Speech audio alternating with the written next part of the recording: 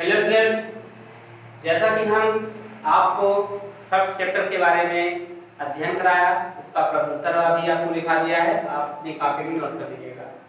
दूसरे चैप्टर में क्या है, क्या हमारे आसपास के पदार्थ शुद्ध हैं? जो हमारे आसपास के पदार्थ शुद्ध हैं, ये पूछा जाएगा क्या शुद्ध हैं?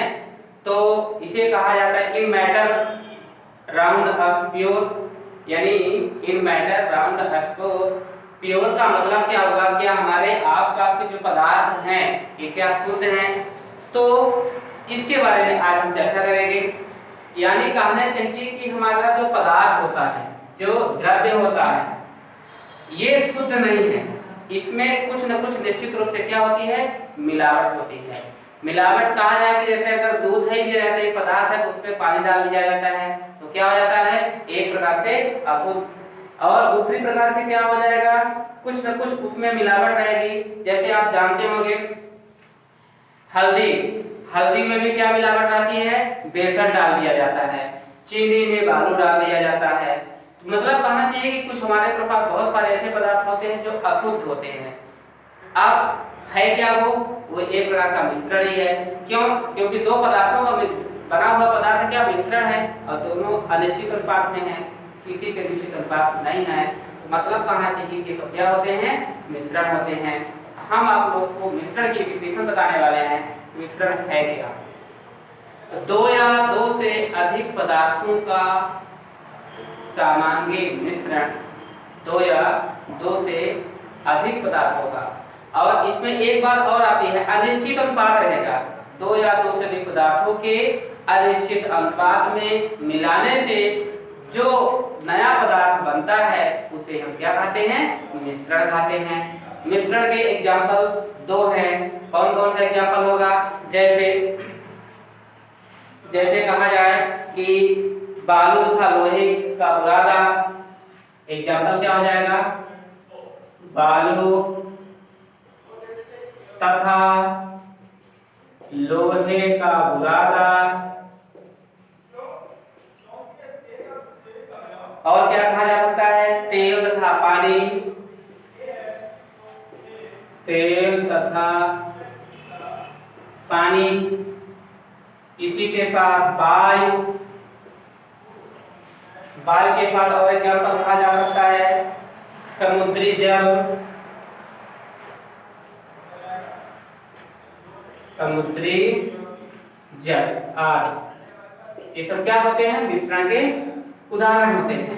अब मिश्रण भी हमारा क्या होता है, दो प्रकार का होता है। आप नाम सुने होंगे, एक है आपका सामांगी मिश्रण और दूसरा विषमांगी मिश्रण। सामांगी मिश्रण को होमोजेनस बोलते हैं, होमोजेनस मिक्सचर, और दूसरा पार्ट होता है हेटेरोजेनस।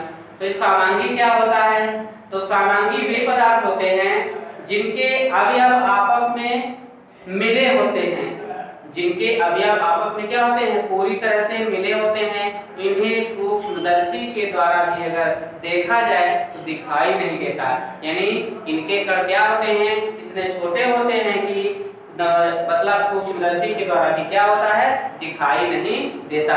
इसे क्या कहते हैं, सामांगी मिश्रण। क्या है, क्या बताया गया, मिश्रण के प्रकार की बात कर रहा हूं। मिश्रण के प्रकार में पहला पॉइंट क्या आया, सामांगी मिश्रण।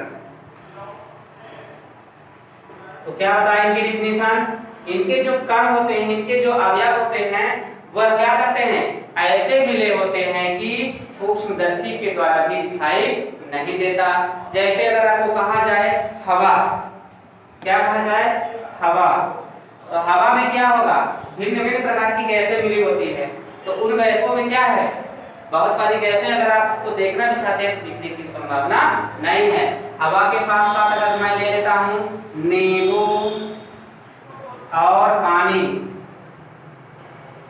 नींबू और पानी का मिश्रण, ये क्या है हमारा, एक एक प्रकार मिश्रण है। लेकिन आपको यह पता चलेगा कि नींबू जो है और पानी, तो नींबू पानी में इतना अच्छे से मिला हुआ है, यानी सामांगी मिश्रण मिला हुआ है कि अब अगर आप देख भी चाहते हैं क्योंकि अगर उसका टेस्ट करेंगे तो पता चल जाएगा कि मतलब निश्चित रूप से यह खट्टा पदार्थ है, लेकिन हम उसे देखकर नहीं बता सकते हैं कि क्या है। इसमें समांगी वाला एग्जांपल है, विषमांगी वो कन्फर्म रहेगा, आपका समांगी एग्जांपल होगा। क्यों?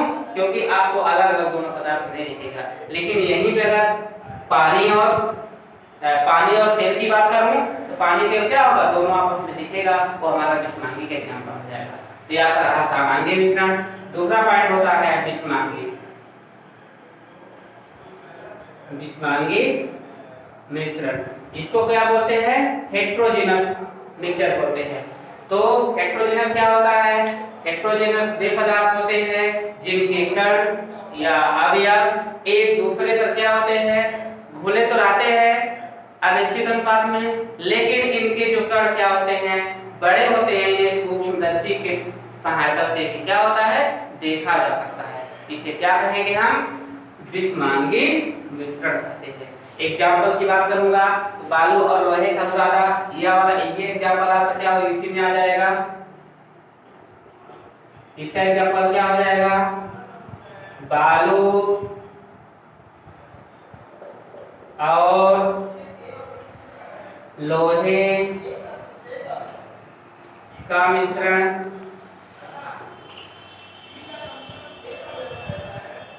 तेल और पानी का मिश्रण, समुद्री जल, क्योंकि इसमें लवण होते हैं, भिन्न भिन्न प्रकार के होते हैं, समुद्री जल ये क्या होते हैं? विषमांगी मिश्रण होता है। तो हमारा ये पदार्थ था, पदार्थ में मिश्रण था, मिश्रण का क्या है प्रकार बताया आपको। इसके बाद हम आपकी बात करते हैं, दूसरा पॉइंट होता है तत्व। क्या होगा? तत्व विलयन है। सॉल्यूशन की बात करता हूं। सॉल्यूशन में खींच लीजिए, ठीक है, चलिए स्टार्ट। तो दूसरा पॉइंट क्या होता है इसका? ये पहला पॉइंट था, पहले पॉइंट मैंने आपको मिक्सचर के बारे में बताया, मिश्रण के बारे में। दूसरा पॉइंट होता है विलयन। तो दूसरा पॉइंट क्या होता है आपका? विलयन की बात कर रहा हूं। विलयन क्या होता है? तो विलयन देखिएगा, दो या दो से अधिक पदार्थों का समांगी मिश्रण। विलयन की परिभाषा क्या हो जाएगी? विलयन दूसरा पॉइंट है और इसको क्या बोलते हैं? विलयन में सॉल्यूशन आता है। तो डेफिनेशन क्या निकल के आएगी? दो या दो से अधिक पदार्थों का समांगी मिश्रण विलयन कहलाता है। दो या दो से अधिक पदार्थों का समांगी मिश्रण क्या कहलाएगा? विलयन कहलाएगा।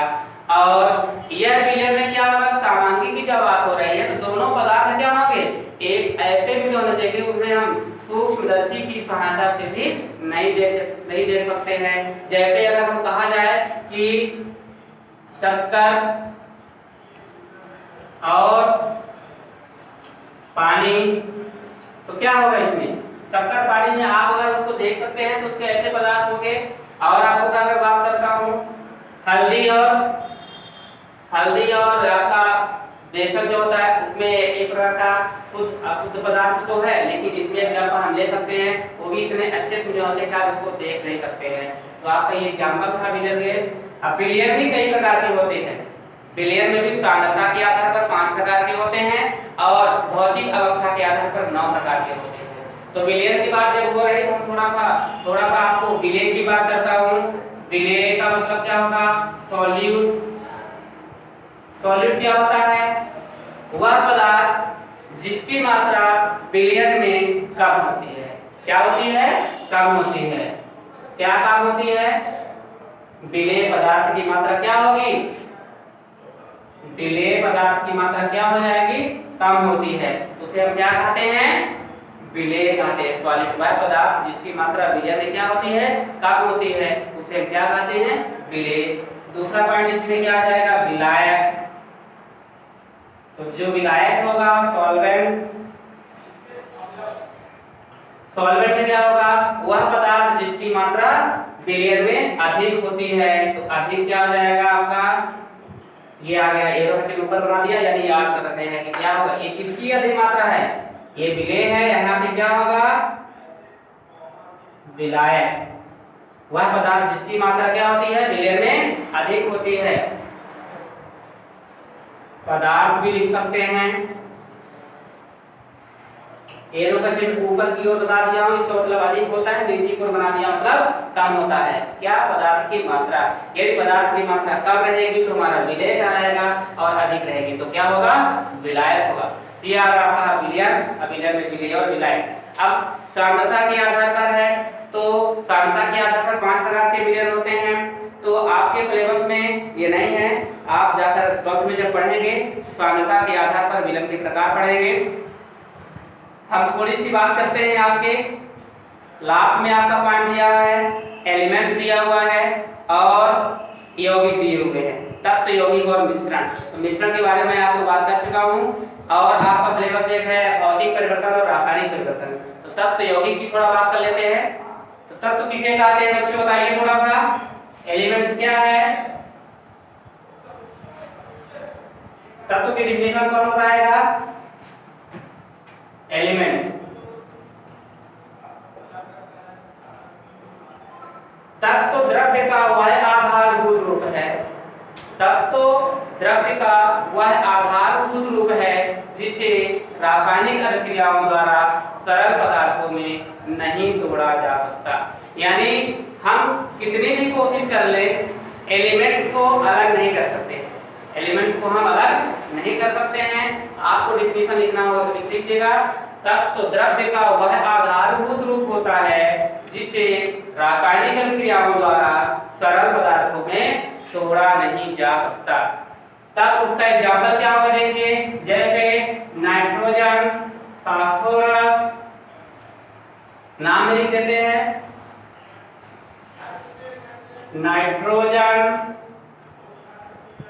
फास्फोरस, यानी का मतलब हो जाएगा सोडियम, सोडियम के बाद क्या हो जाएगा, H की बात जो जहां H लिखा रहेगा उसका मतलब होता है हाइड्रोजन। तो क्या हुआ, बहुत सारे होते हैं, नाइट्रोजन, फास्फोरस, सोडियम, यानी लिखा हुआ है, हाइड्रोजन हो जाएगा, Cl रहेगा तो क्लोरीन हो जाएगा। इसी प्रकार से आपका क्या हो जाएगा, B रहेगा तो बोरान हो जाएगा, और H बोरान हो गया, Na हो गया, Li रहेगा तो मान लीजिए लिथियम हो रहेगा, O रहेगा तो ऑक्सीजन बोलते हैं, और ऑक्सीजन के बाद नाइट्रोजन तो लिखा ही है, P रहेगा फास्फोरस। इस प्रकार से क्या होते हैं, सभी प्रकार के क्या है आपके एलिमेंट्स होते हैं। ETC लिख दीजिए, क्लोरीन है, बोरान है, Li लिथियम है, वो ऑक्सीजन है। तो आपका क्या हुआ, ये सभी एलिमेंट्स हैं। अगर हम इनको चाहते हैं किसी भी प्रकार से नहीं तोड़ सकते, क्यों, क्योंकि जो हमारा एलिमेंट्स होता है 3 प्रकार के कणों से मिलकर बना होता है, इलेक्ट्रॉन, प्रोटॉन और न्यूट्रॉन। तो जो हमारा कण है जब 3 प्रकार से कणों से मिलकर बना है, अब कण मिलकर क्या बना दिया, परमाणु का निर्माण कर दिया। ऐसा नहीं, हमने तोड़ा नहीं जा सकता है, इसी कारण से क्या बोला गया, तत्व कहा गया। दूसरी बात करते हैं, तो तीसरा पॉइंट हम देखते हैं बच्चों, यौगिक की बात करता हूं। यौगिक यानी कंपाउंड। कंपाउंड क्या होता है, 2 या 2 से अधिक पदार्थों को एक निश्चित अनुपात में रासायनिक संयोग से बना हुआ पदार्थ यौगिक कहलाता है। 2 या 2 से अधिक पदार्थों को एक निश्चित अनुपात, यानी इसका क्या अनुपात, रेशियो क्या रहेगा, एक निश्चित रहेगा, एक निश्चित अनुपात में रासायनिक संयोग से बना हुआ पदार्थ क्या कहलाता है, यौगिक कहलाता है। यौगिक का एग्जाम्पल देखिए, एग्जाम्पल में देखिए H2O, NH3, H2O क्या बोलते हैं, नीचे लिखते हैं NH3, H2O का मतलब क्या होगा बच्चों, पानी, इसका क्या होगा, अमोनिया। और अगर मान लीजिए नहीं भी NH4 पॉजिटिव रहेगा तो क्या बोलेंगे, अमोनियम। आयन। इसके बाद क्या हो जाएगा, NaCl, sodium chloride, sodium chloride. इसके बाद होगा CaCO3, कैल्शियम कार्बोनेट, और H2SO4, HNO3, इसको क्या बोलते हैं, सल्फ्यूरिक अम्ल। इसको क्या बोलते हैं, नाइट्रिक अम्ल। तो ये सब क्या होते हैं, जब दो अणुओं से मिलकर बना होते हैं, दो पदार्थों से मिलकर बना होता है हमारा, क्या कहलाता है, एक प्रकार का यौगिक है। यौगिक भी होते हैं सम और विषम। तो ये अगर मान लीजिए एक प्रकार का ये अणु ही है, H2 हमारा क्या है, अणु है, एलिमेंट नहीं कर सकते, अणु की बात करेंगे, ये सम प्रकार का अणु है। और अगर मैं बात करूंगा विषम प्रकार का, तो जैसे मतलब NaCl, अब NaCl हमारा क्या है, विषम प्रकार का अणु हो जाता है। तो वो अणु की बात हो गई। लेकिन जितने प्रकार की ये हमारे कंपोनेंट्स लिखे हुए हैं, ये क्या कंपाउंड के एग्जांपल हैं। और अभी बताया है कि निश्चित अनुपात में और रासायनिक संयोग से, इसका मतलब क्या होगा, देखिए मैं इसको प्रूव करके दिखा देता हूँ। जैसे N2 + H2 दोनों क्रिया करेंगे, क्या बनेगा, NH3 तो बना दिया। लेकिन इसको बैलेंस करिए, रासायनिक तत्वों को बैलेंस जैसे ही करते हैं, तो यहाँ पे हाइड्रोजन संख्या 2 है, यहाँ पे 3 है, हम यहाँ से मल्टीप्लाई कर देते हैं, तो हाइड्रोजन 2 का मल्टीप्लाई कर देते हैं, तो क्या हो जाएगा, आपकी हाइड्रोजन संख्या 6 हो जाती है, लेकिन नाइट्रोजन 2 हो गया। अब यहाँ पे आप 3 कर दीजिए, तो कितना हो गया, NH3 तो बन गया, अमोनिया बन गया। यानी एक निश्चित रेशियो क्या हो जाएगा, 1:3:1 इक्वल टू क्या हो जाएगा आपका 2, यानी 1:3 और 2 का ये आपका निकल गया, ये आयतन में निकल गया, यानी इतने आयतन में हमने इसको बनाया। तो बच्चों आपको मैं मिश्रण के बारे में, सारंगी विषमांगी मिश्रण के बारे में, तत्व यौगिक के बारे में आपको बताया हूँ, विलयन के बारे में बता दिया। इसके बाद हम नेक्स्ट चैप्टर में बात करेंगे भौतिक और रासायनिक परिवर्तन। ये भौतिक परिवर्तन क्या है, रासायनिक परिवर्तन क्या है। तो बच्चों आप घर में इसको अच्छे से देखिए और पढ़ें, और अगर जो पॉइंट ना समझ में आए तो आप नीचे क्वेश्चन भी कर सकते हैं, उसका जवाब दिया जाएगा। आज के लिए इतना ही। Thank you students.